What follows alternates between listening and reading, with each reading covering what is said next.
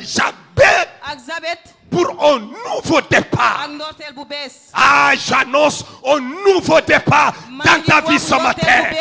J'annonce un nouveau départ dans tes études ce matin. J'annonce un nouveau départ dans ta famille, dans tes affaires.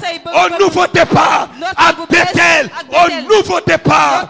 Ah, j'ai envie de voir un nouveau départ ici à Bethel.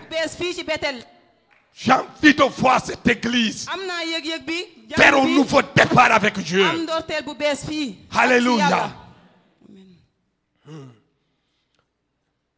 La Bible dit, Jabet était plus considéré que ses frères. Sa mère lui donna le nom de Jabet en disant, c'est parce que je l'ai enfanté avec douleur.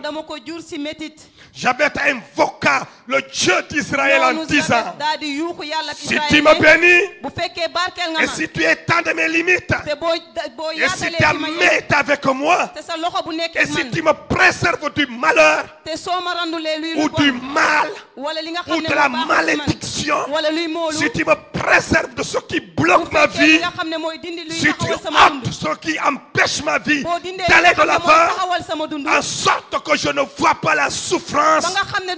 Et la Bible déclare, Dieu lui accorda cela. Seigneur, ce matin, accorde à quelqu'un. C'est pourquoi il soupire. C'est pourquoi il est là ce matin. C'est pourquoi il t'adore ce matin. C'est pourquoi il exalte ton nom. C'est pourquoi il porte sa croix. Accorde à un homme ce matin. C'est pourquoi il a donné sa vie à toi. Accorde à une femme ce matin. Accorde à un jeune homme ce matin. C'est pourquoi il est présent à ce culte. Accorde-lui cela, Seigneur. Dans le nom de Jésus. Et le peuple de Dieu dit Amen. Amen. Et Amen. Asseyez-vous. Alléluia. Nous allons ajouter à ce passage le passage de Acte 16. Acte chapitre 16. Nous lisons à partir du premier verset, verset 1 jusqu'au verset 3.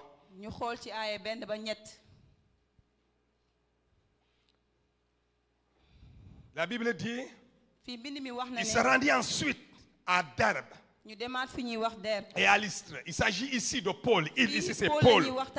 C'est Paul qui se rendit à Derbe et à Lystre. Et voici là, il y avait là un disciple. Ah, dis à ton frère, reste un disciple de Jésus. Ou deviens disciple de Jésus. Tu dois être un disciple de Jésus. Parce que Jésus est venu chercher des disciples. Il n'est pas venu chercher des chrétiens. Il n'a jamais employé même le terme chrétien. Il a employé le terme disciple. Il a choisi des hommes. Il les a établis disciples. La Bible dit que ces hommes marchaient avec lui. Ils écoutaient son enseignement. Et il a dit, allez de par le monde et faites de toutes les nations des disciples. Au Sénégal, Jésus cherche des disciples. Alléluia. Et le disciple est un homme discipliné. Un homme au langage discipliné. Un homme à l'attitude discipliné, au comportement discipliné, aux pensées disciplinées. C'est pourquoi Paul parlera du renouvellement de l'intelligence. Parce que nous devons discipliner nos pensées. Si vous ne disciplinez pas vos pensées, alors vous serez ici à l'église sans être là réellement. Vous serez en train de voyager, d'aller au marché, de payer du piment, d'aller à l'école en train de faire les devoirs. Certains d'entre vous vont voyager jusqu'au Congo, en Côte d'Ivoire, au Gabon, pendant que vous êtes ici, parce que vous n'avez pas appris à discipliner vos pensées. Ce matin, je voudrais dire à quelqu'un, deviens disciple, sois discipliné, discipline tes pensées, discipline ton intelligence. Discipline ton âme. David avait discipliné son âme. Il pouvait lui dire, hey, mon âme, lève-toi. Lève-toi. Et loue Dieu. Et son âme va l'obéir. Parce qu'il avait discipliné son âme. Son âme n'échappait pas à son contrôle. Son esprit ne faisait pas n'importe quoi. N'allait pas n'importe où. Il disciplinait son esprit. Il pouvait dire à son esprit ce qu'il fallait penser et ce qu'il ne fallait pas du tout penser. Il avait discipliné son esprit. Je suis venu dire à quelqu'un ce matin, tu dois mener un combat pour que tout ton être t'obéisse et obéisse à ton Dieu. Si ton esprit ne peut pas te respecter, obéir à tes ordres, ton âme n'obéit pas à tes ordres, elle ira en enfer. L'âme de David l'obéissait. Vous pouvez le dire, lève-toi et loue Dieu. Et son âme se lève et il loue Dieu. Parce qu'il avait compris c'est quoi être un disciple de Jésus. Un disciple doit être discipliné. Est-ce que je parle à quelqu'un ce matin? Alléluia. La Bible nous dit, cet homme, ce jeune homme, Timothée, il était un disciple. Mais il y avait un handicap dans sa vie. Tout comme Jabès, il est né avec un handicap. Son père n'est pas croyant. Il est né d'un père grec et d'une mère juive. D'un père incroyant et d'une mère croyante. Il est né dans cette situation. Il a grandi dans cet environnement. Et il était handicapé. Parce qu'il ne pouvait pas prendre beaucoup de choses du côté de son père. Son père n'avait aucune promesse. Son père ne pouvait lui léguer aucun héritage spirituel. Alors Timothée a fait une chose. Il s'est penché du côté de sa mère. Et là, il a appris la piété avec sa mère. Il a appris à être disciple auprès de sa mère. Et bien sûr, du côté aussi de sa grand-mère. La Bible nous dit que sa grand-mère aussi était croyante. Et la Bible nous dit que ce jeune homme, et bien, il a fini par devenir un disciple. Et lorsque Paul l'a trouvé, il l'a identifié. Paul a identifié ce jeune homme, mais aussi il a identifié son handicap. Parce qu'étant de père grec, il n'était pas circoncis. Or, si on n'est pas circoncis, tu ne peux pas parler auprès des Juifs. Tu ne peux pas exercer un ministère parmi les Juifs. Alors Paul a identifié son problème. Et le problème là a été comme de l'opprobre. C'était sa douleur. Jabès avait sa douleur, mais Timothée avait sa douleur. Jabès avait sa douleur. Certainement toi qui m'entends ce matin, tu as ta douleur. Ce matin, Dieu t'invite à identifier ta douleur. L'église va t'aider à identifier ta douleur. Je prêche de manière à t'aider à identifier ton problème, ta douleur, ton opprobre, ce qui ne va pas dans ta vie, ce qui a bloqué tes études, ce qui a bloqué les études de tes enfants, ce qui a bloqué ta vie spirituelle, ce qui est à l'origine du fait que tu ne peux pas mener une vie de sanctification. Pourquoi on parle sanctification du matin au soir? Et toi, tu n'arrives pas à mener une telle vie. Ce matin, tu vas identifier ce problème. Parce qu'à partir d'aujourd'hui, tu n'accuseras plus personne. Tu n'accuseras plus ta mère d'être à l'origine de ton problème. Tu n'accuseras plus ton père. Tu n'accuseras plus l'église. Tu n'accuseras plus la société. Tu n'accuseras plus la pauvre Afrique. La pauvre Afrique qui se voit du matin au soir accusée. Alors que l'Afrique a tout. Mais ces enfants refusent d'identifier leurs propres problèmes. Paul a su que le problème de Timothée, c'est le fait qu'il n'est pas circoncis. Timothée a accepté que la limite à sa vie, c'est qu'il allait limiter son ministère. Timothée allait être bloqué, confiné parmi les mondes païens seulement.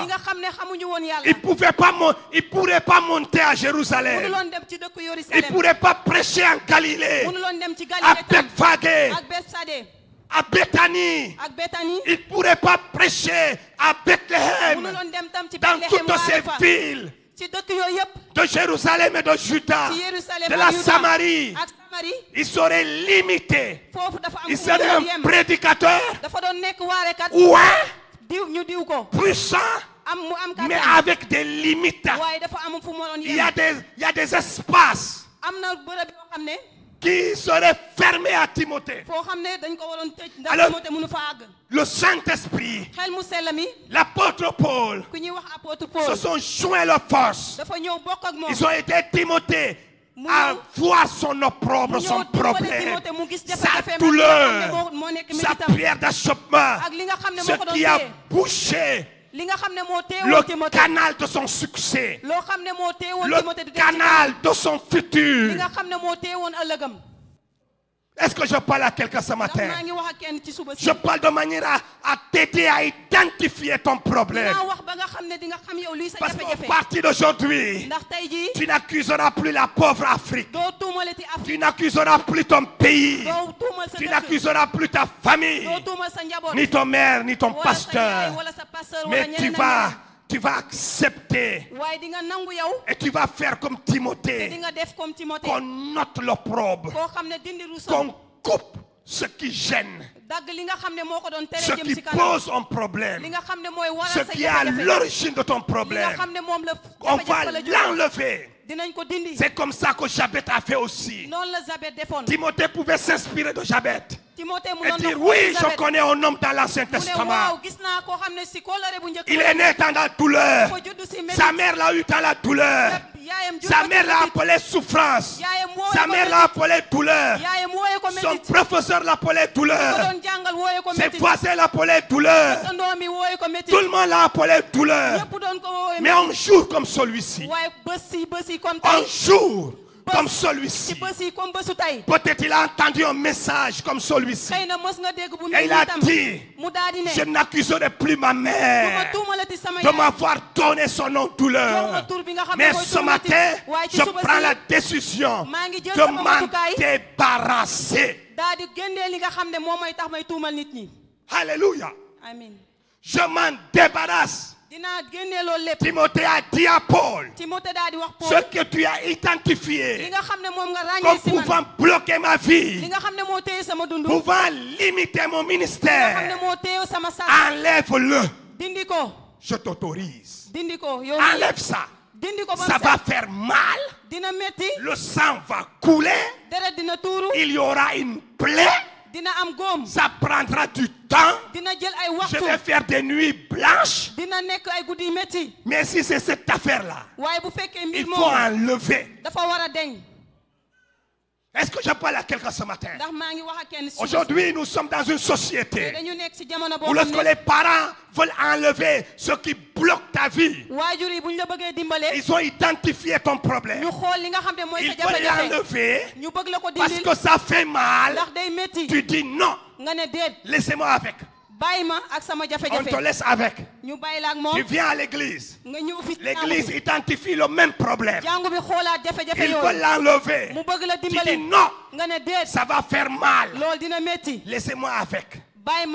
Tu quittes le Sénégal. Tu arrives en France. Le problème te dit bonjour.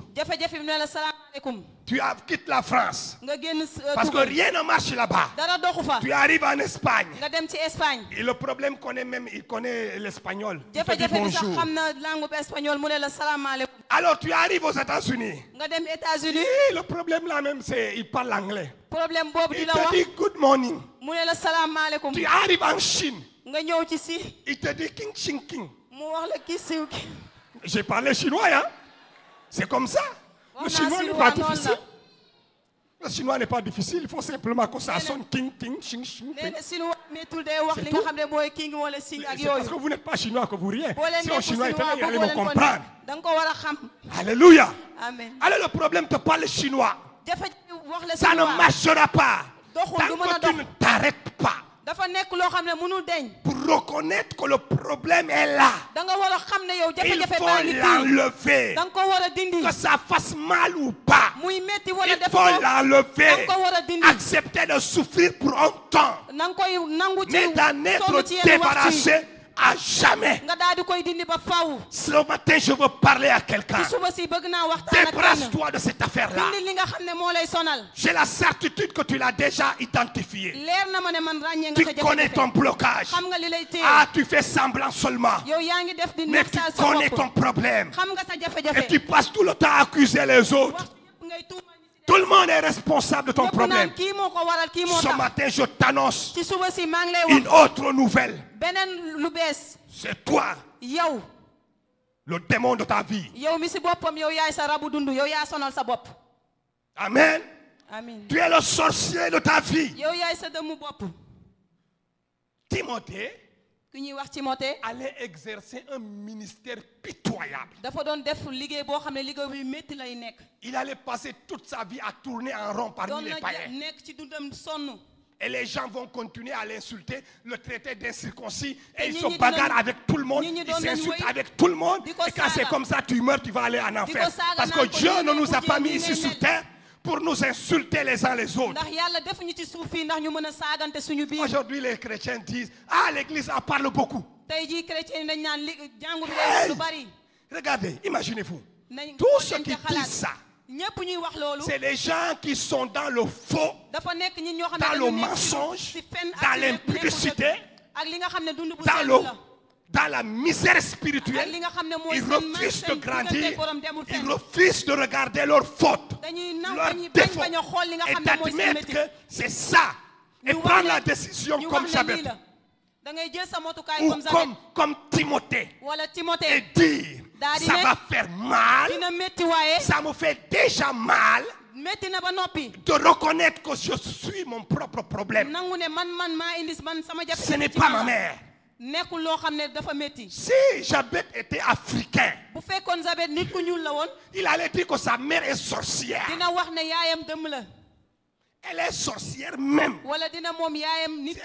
Si les Ivoiriens vont ajouter même. Si les Congolais vont parler lingala.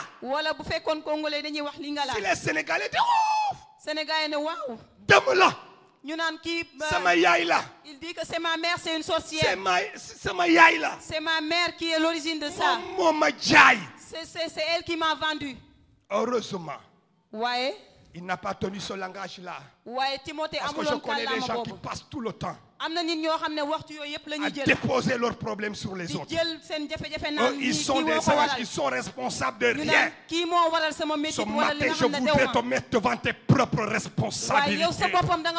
Jabez a dit, je réalise que je suis le problème de ma vie. Ça ne va pas avec mon nom. Ça ne va pas avec le nom que je porte. Ça ne va pas avec la vie que je mène. Et il a fait une chose. Il a crié à Dieu.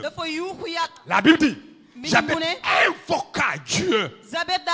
Jabez n'a pas insulté sa mère. Jabet n'a pas insulté son père. Jabet n'a pas accusé son pays.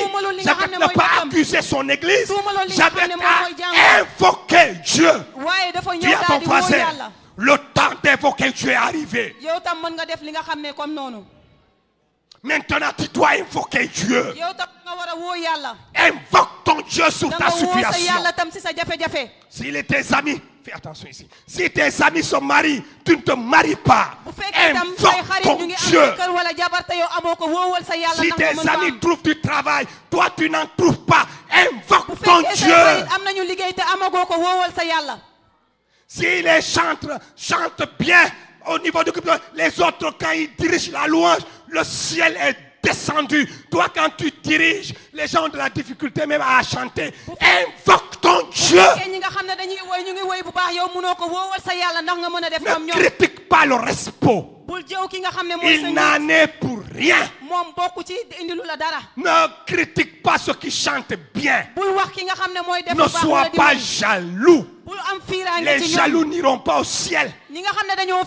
Invoque ton Dieu. Dis-lui Dieu. Dieu de Jabet. Écoute-moi maintenant. Ôte mon opprobre. Enlève ma limite. Enlève ma douleur.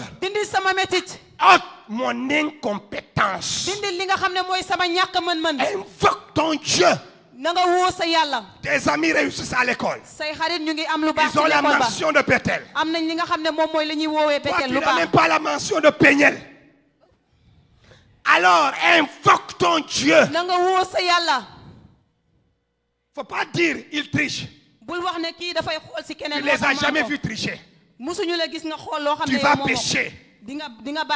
Invoque ton Dieu. Si ton ami a acheté une belle voiture, toi tu n'en as pas encore. Invoque ton Dieu. Quand on était à l'école biblique, Pasteur Pierre a fait quelque chose. On vivait avec 1000 francs pour toute la semaine. 1000 francs pour toute la semaine. On sait vivre avec le minimum. Hein? Ça, c'est les réalités de l'école biblique. Un jour, un étudiant, il n'avait même pas de l'huile. Il voulait préparer du chef, il n'avait pas d'huile. Il est sorti, il a pris sa bouteille. Il est sorti dans la cour de l'école biblique. Il s'est mis à genoux. Il a dit, Seigneur, je t'invoque ce matin. Envoie-moi de l'huile. Mets de l'huile dans cette bouteille. Il n'était pas en train de blaguer. Il était très sérieux. Alléluia. Amen. De l'huile n'a pas coulé comme au temps d'Élisée, mais il a eu de l'huile ce jour-là. Il a eu de l'huile. D'une manière ou d'autre, Dieu exauce. Hein? Il a eu de l'huile. Il a invoqué son Dieu. Son Dieu l'a écouté. Jabet invoqua son Dieu. Je veux parler à quelqu'un ce matin. Arrêtez de beaucoup parler. Arrêtez de pécher. Disciplinez vos pensées. Disciplinez votre esprit. Reconnaissez que le problème qui est chez vous, vous pouvez le résoudre avec votre Dieu. Il a imploré Dieu. Timothée. On peut résumer tous ces problèmes sur 3 points. Le problème de naissance, il est né avec. Et ça, je voudrais dire à quelqu'un. Peu importe comment tu as commencé la vie, tu peux terminer en triomphant. Peu importe comment tu es né, peu importe la famille à laquelle tu es né, peu importe. Si à ta naissance, ta mère ne pouvait même pas t'acheter des couches. Peu importe. Le plus important, c'est comment tu vas terminer ta vie.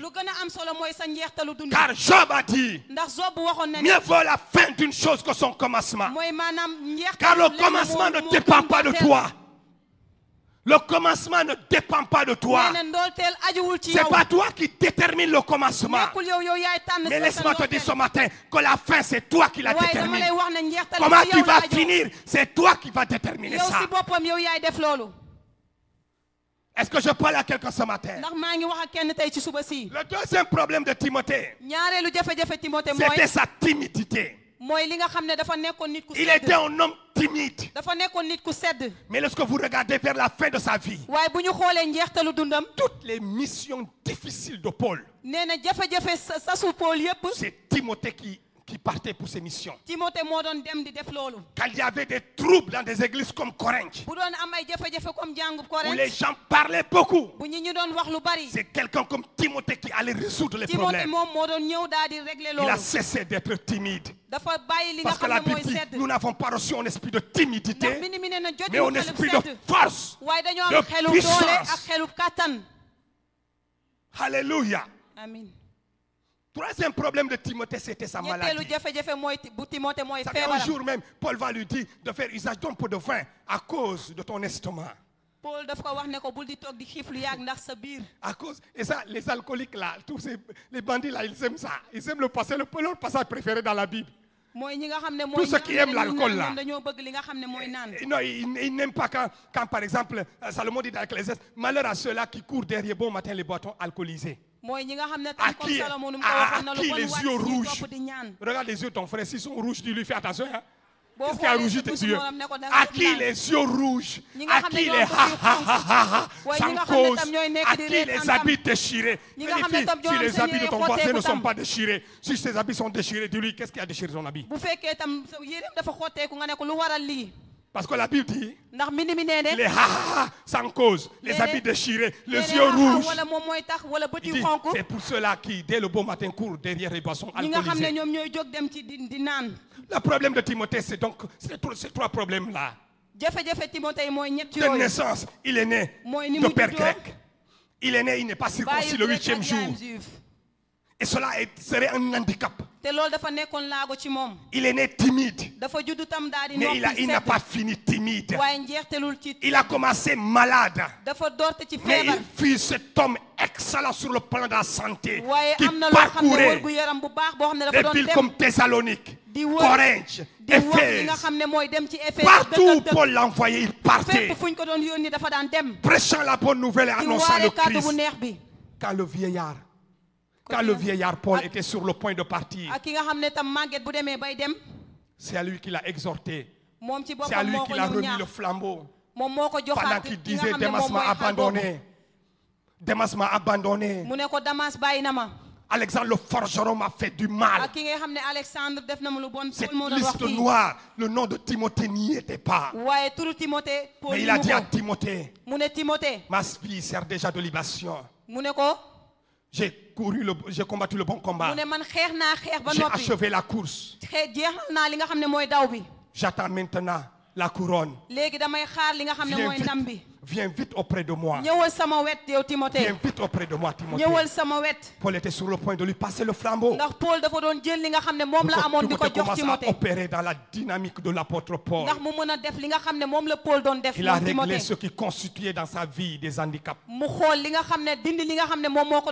Quelle est ta douleur ce matin? Quel est ton problème ce matin? Quelle est aujourd'hui ta difficulté? La chose devant laquelle tu butes, il faut le régler maintenant. Quitter ici n'est pas la solution. Mais le régler immédiatement, faire comme Jabès. Accepter qu'on te débarrasse avec la chose, qu'on coupe la chose. Alléluia. Amen. Alléluia. Amen. Vous savez, lorsque nous retournons chez Jabès, ces deux versets sont au milieu d'une longue liste de personnes. C'est comme je disais lors du premier culte, je disais Jean que le livre de 1 Chronique est le livre le plus difficile à lire dans la Bible. Lorsque vous commencez par le chapitre 1, il n'y a que une série de noms. Une liste de noms. On vous parle d'Adam, de Seth. Et finalement, très peu d'entre nous ont le courage de lire ça. On trouve que c'est ennuyant. On arrive au chapitre 2. On commence par la famille de Ruben. On commence à citer Ruben et sa famille. Au chapitre 3, on cite David et ses enfants. Au chapitre 4, on cite Judas. Judas et ses enfants. Judas et sa famille. C'est un livre de généalogie. Maintenant, nous allons remarquer un fait. Lorsqu'on commence à citer les descendants de Judas, les fils de Judas, la généalogie de Judas, lorsqu'on arrive jusqu'à Jabet, on a fait une pause. Ah, je prie que le ciel fasse une pause devant toi. Devant ta vie, le ciel fasse une pause. Qu'on ne parle pas de toi comme ça en passant. Mais qu'on s'arrête sur ta vie pour dire quelque chose. Parce qu'il y a quelque chose à dire sur ta vie. Ah, si tu le croyais, tu allais me dire Amen plus fort. Je prie que le ciel s'arrête sur ta vie. Et que Dieu commence à dire quelque chose de toi. Parce qu'il y a suffisamment de choses à dire sur Rodney. La manne cachée. La manne cachée. Lui, vous ne comprenez pas. Lui et moi, on comprend ce que c'est que la manne cachée. Quand je lui dis la manne cachée, il sait de quoi je parle. Alléluia. Amen. Quand Dieu commence à parler des enfants d'Abraham, et même quand Dieu appelle Moïse, il pour se présenter, il dit je suis le Dieu d'Abraham, le Dieu d'Isaac, il saute Ismaël. Et il saute Esaïou. Il dit je suis le Dieu de Jacob. J'ai envie de dire à Dieu. Mais où sont Ismaël et Esaïou? Dieu dit je ne m'occupe pas d'eux. Parce qu'ils ne sont jamais occupés de moi. Je ne parle pas d'eux. Parce qu'ils n'ont jamais parlé de moi. Je ne les défends pas. Ils ne m'ont jamais défendu. Le Dieu de la Bible est caractérisé par la justice. Il est juste. Il est très bon pour tout le monde. Mais il est aussi juste. C'est pourquoi il dit ce qu'un homme aura sémé, il le récoltera aussi. Lorsqu'il est en train de citer de nom, quand il est arrivé jusqu'à Jabet, l'ange a voulu continuer. Il dit non, arrête-toi là-bas. Il faut rappeler ce que cet homme a fait avant de passer. Alléluia. Amen. Les trois hommes qui ont visité Abraham, ils passaient. Mais après ils ont dit, ils allaient détruire Sodome et Gomorrhe. Ils ont dit, est-ce qu'on peut partir sans dire à Abraham ce qui va arriver? Je leur dis, faites demi-tour. Alléluia. Ah, je prie que chaque fois les anges, s'ils veulent continuer de dépasser ta maison, que ton Dieu les ordonne à faire demi-tour. Faites demi-tour. La Bible nous dit, le roi Ézéchias était malade. Une maladie dont il devait mourir. Les médecins l'avaient condamné. Dieu, le ciel l'a condamné. Dieu a envoyé le prophète Esaïe. Va annoncer la nouvelle à Ézéchias. Quand Ézéchias a entendu la nouvelle, la Bible nous dit, Ézéchias a fait comme Jabès. Il a crié à Dieu. Il a invoqué Dieu. Invoquer ce Dieu, c'est crier à Dieu. Oh Dieu, sauve-moi. Il dit, invoque-moi et je te répondrai. Oh Dieu. Il dit, et je t'annoncerai de grandes choses. Oh Dieu. Il dit des choses cachées que tu ne connaissais pas hier. Je dis, oh Dieu. Invoque moi et je te yàlla mu ne woo ma te man dinaa la tontu. Ézéchias a invoqué Dieu. Ézéchias woowoon yàlla. Oh Dieu. mu ne ko yow yàlla. Et la Bible nous dit. mbind mi wax ne. Ésaïe n'est pas encore sorti de la cour. Ésaïe génnagul sax ci ëttub Ézéchias. Il partait parce que autrefois les prophètes quand ils venaient annoncer l'oracle de l'Éternel. ndax bu njëkk ba yonent bu doon pas le temps. bu ñuy wax lu jóge ci yàlla lu ñu taxaw. Ils viennent, c'est pas comme les prophètes d'aujourd'hui qui annoncent et après et il faut mettre le panier. Non. wax ba pare taxaw. Il faut pas tourner. Il annonce l'oracle et puis wax li nga xam ne mooy lu jóge ci yàlla rek dem. Il dit c'est fini. Non, c'est fini. Je n'en suis pour rien. Je ne suis que la bouche. Que Dieu nous donne des prophètes, bouche de l'Éternel. Des bouches de l'Éternel. Des bouches de l'Éternel. Mais il n'est pas sorti de la cour. Quand le ciel l'arrêta, Dieu envoie un ange arrêter Esaïe. Et Dieu a dit à Esaïe, arrête-toi là, retourne. Parce qu'il m'a invoqué. Il a fait ce que j'ai demandé à tout le monde. Et tout le monde ne le fait pas.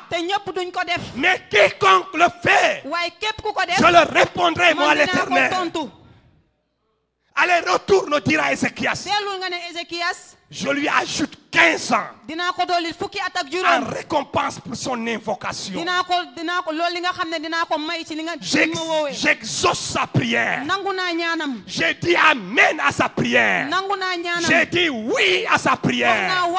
Je le guéris. Je lui donne un bénéfice de 15 ans.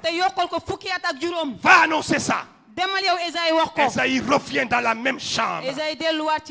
Trouvant le roi couché. Il lui dit, vous savez, la parole elle est créatrice. Il lui dit, oh roi, je t'ajoute 15 ans. Sois guéri. Pendant qu'il dit, sois guéri. La parole est entrée dans les os, dans le sang, neutraliser les microbes, les virus, neutraliser la maladie, faire l'opération. Je pensais que tu vas crier amen pour que cette guérison soit ton partage.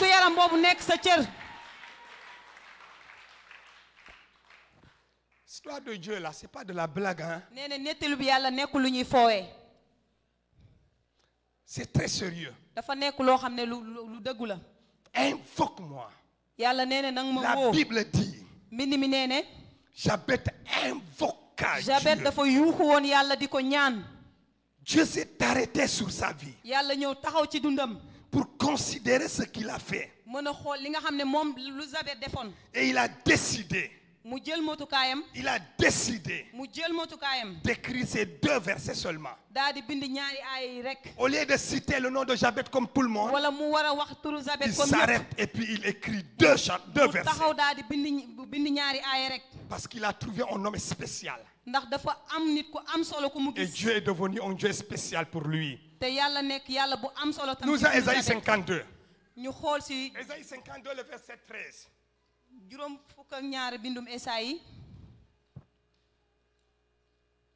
Ensuite, Luc 1, le verset 32.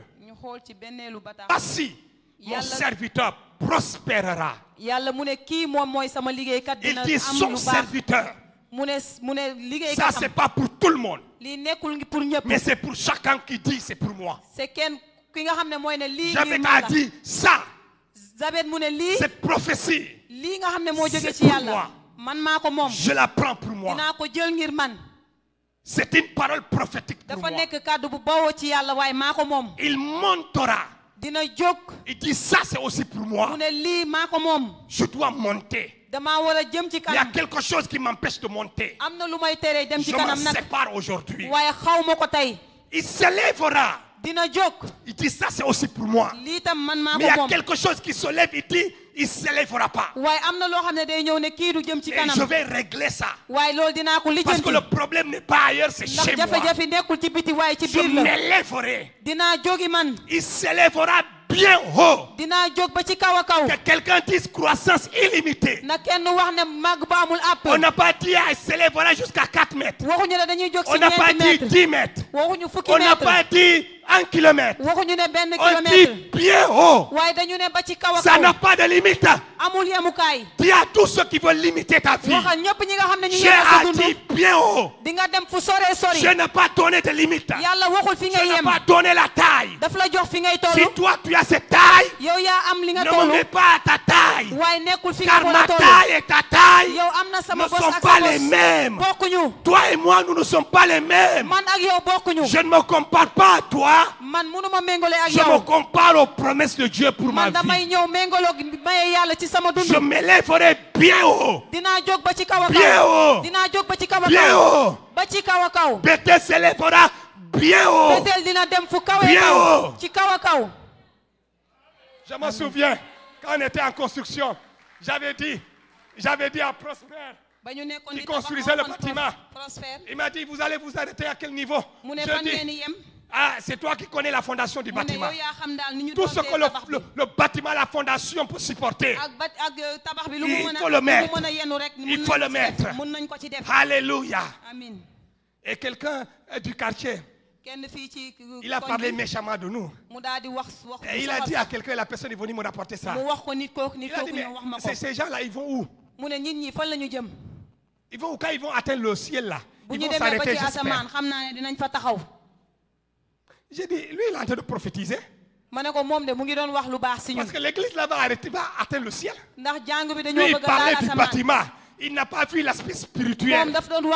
Nous sommes là pour atteindre le ciel. Et quand nous allons arriver au ciel, mais on va s'arrêter pied, bien sûr. On va s'arrêter. On va se reposer de nos œuvres. Mais en attendant, on va s'élever bien haut. Le groupe de loin de Bethel, vous allez vous élever bien haut. Hauteur, croissance, bien haut. Chorale, bien haut. Famille, bien haut. Dans les études, bien haut. Je vous ai dit tout à l'heure parlant du Jack Walter, j'ai dit je ne sais même pas quel diplôme parce qu'il y a des années, il a fait son doctorat. Diplôme de professeur. Lui, il est venu installer une université chrétienne. On va s'inscrire. On va s'inscrire. On va faire des licences en théologie, master en théologie, doctorat en théologie. Alléluia. Nous allons approfondir notre connaissance. Parce que nous devons représenter Dieu au plus haut niveau. Au plus haut niveau. Et tu as besoin de bagages. Tu as besoin de ressources. Parce que tu dois parler devant eux sans trembler. Quand ton Dieu dit si tu trembles, il te fera davantage trembler. Alors tu n'as pas le droit de trembler. Timothée a fini avec ça. Il était timide, il parlait en tremblant. On l'a fait asseoir là. Il a dit assis-toi là. Règle ton problème avant de sortir. Il le circoncis, il le forme avant de sortir. Tu viens avec moi et quand tu parles, je te donne la parole, tu trembles. Règle ça. Alléluia. Le téléphone à bien haut. Parlant de Jésus. Oui, Jésus. Luc chapitre 1 verset 32.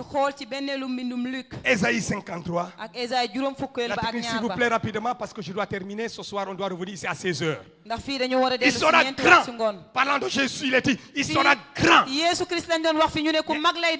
On parlait d'un bébé, il était un bébé couché.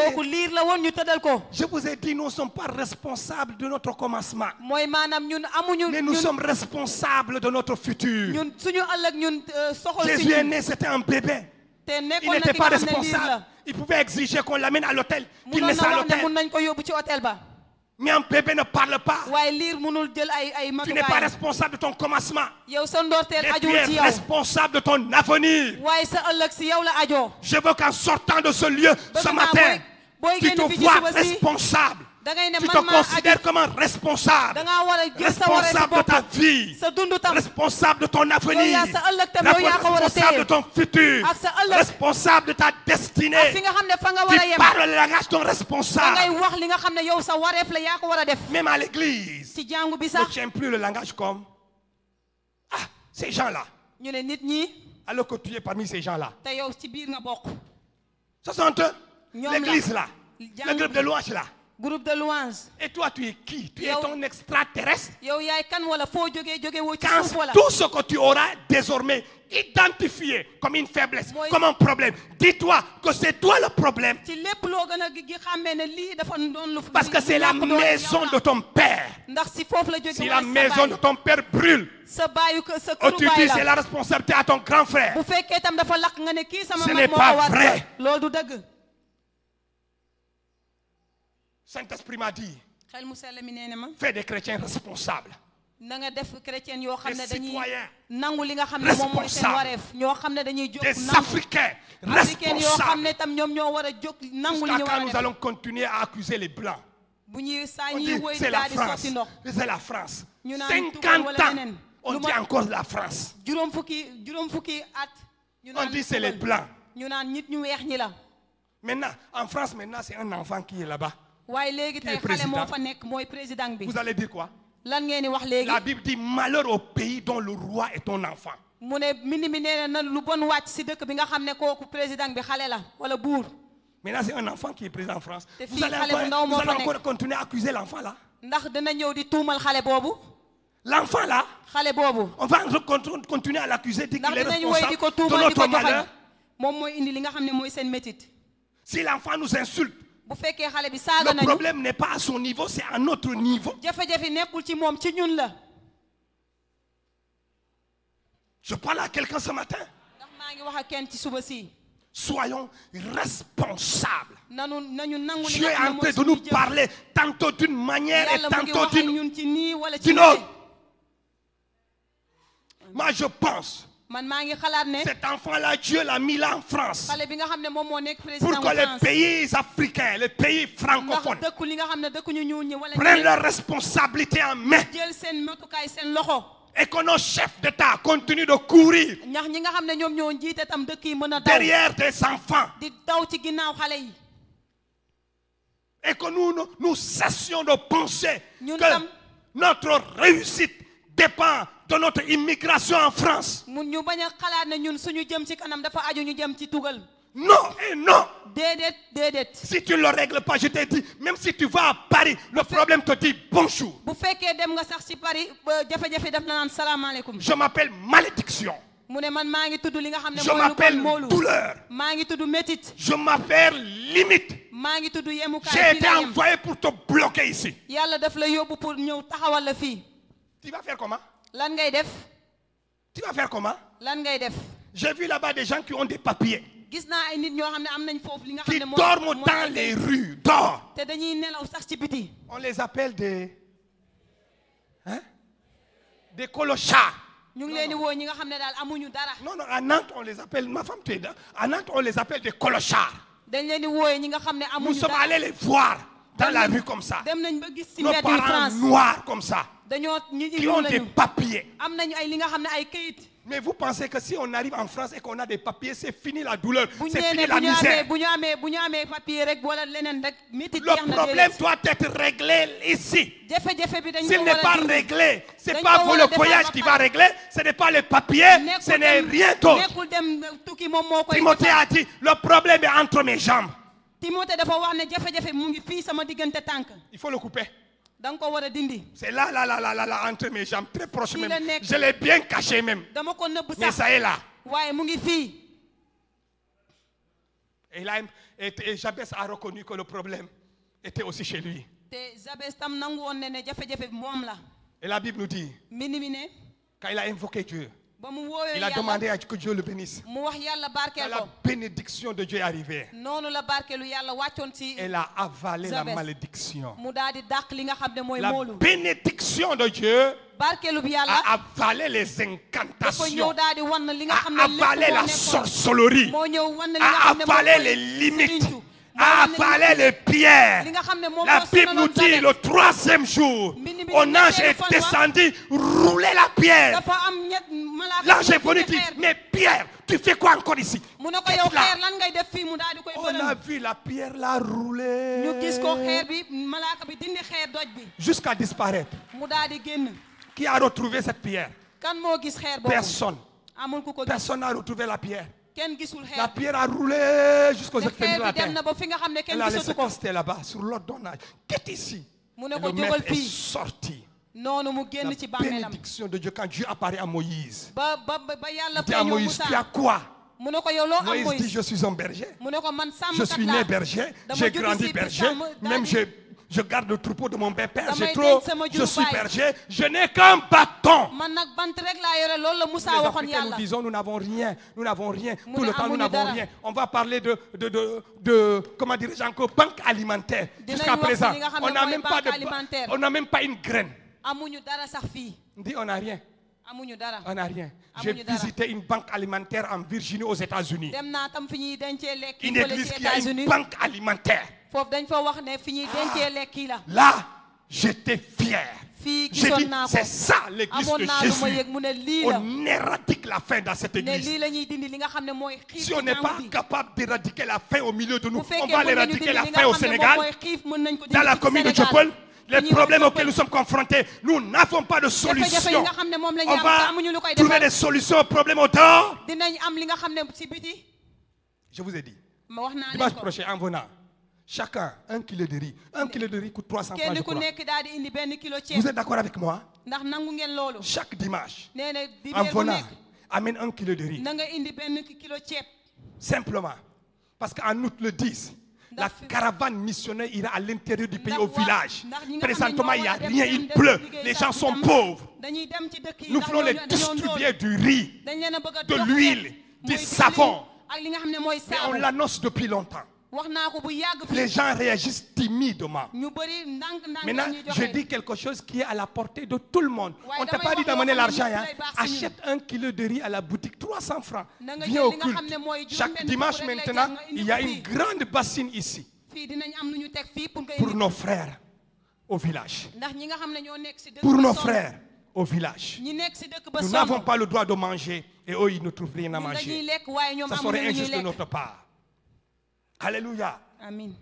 Lorsque Moïse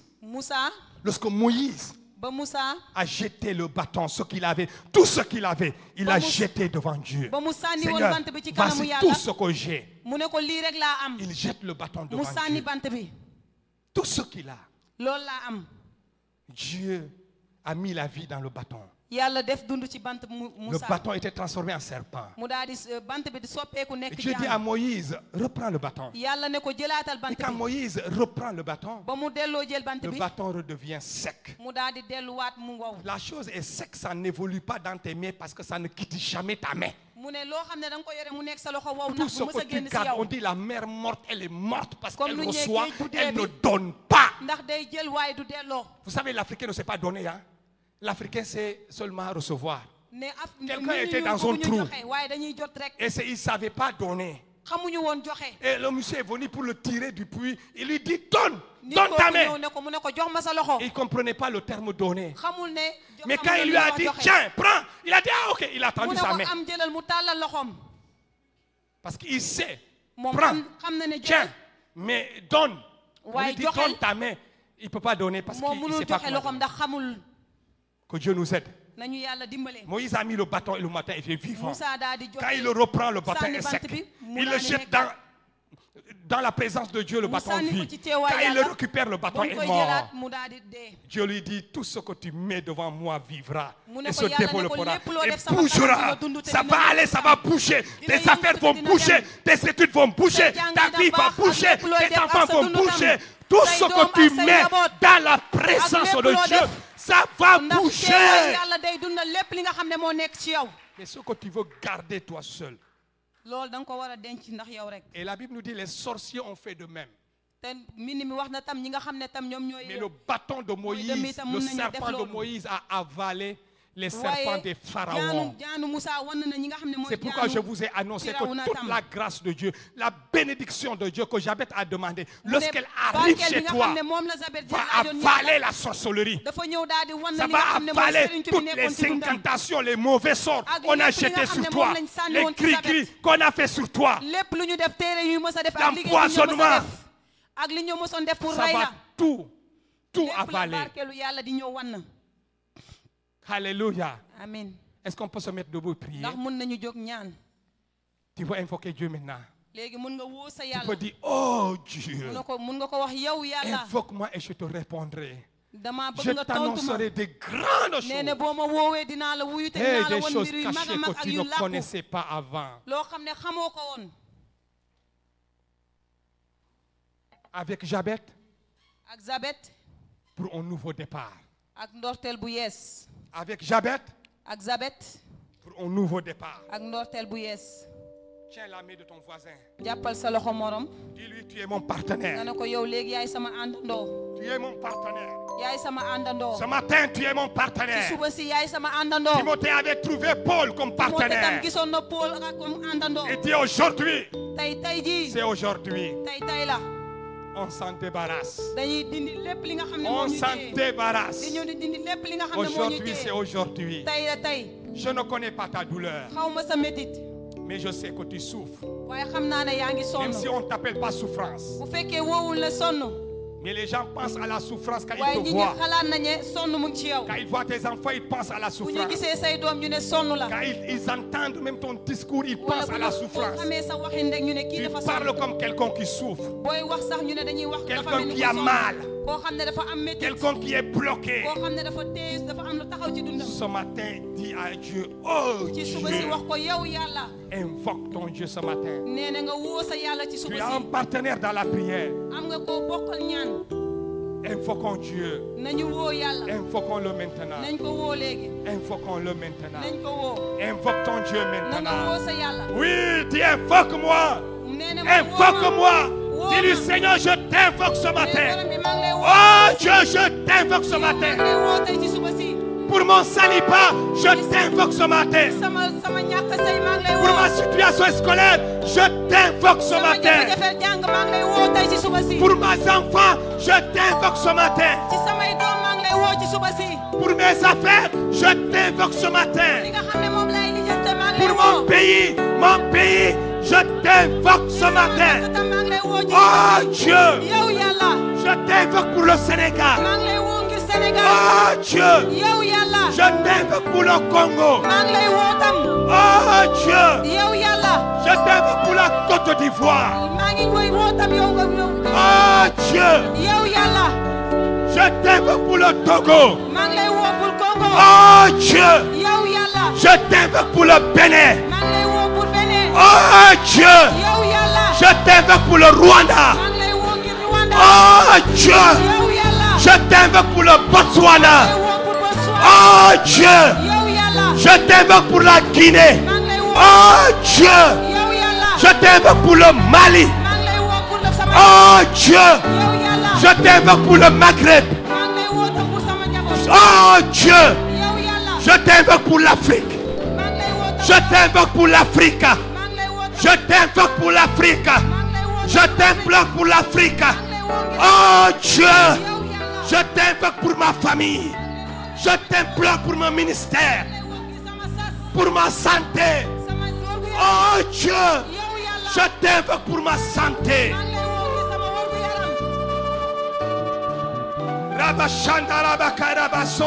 Tu peux prier. Riba Shikori Amasanta. Raba Kotoro Shukori Mama Santa Rababa. Oh Rima Shanta.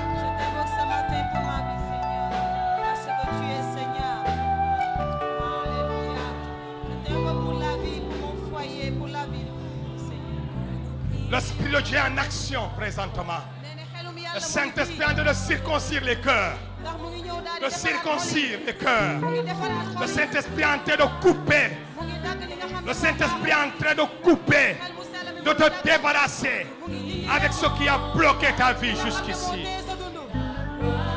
Merci Seigneur.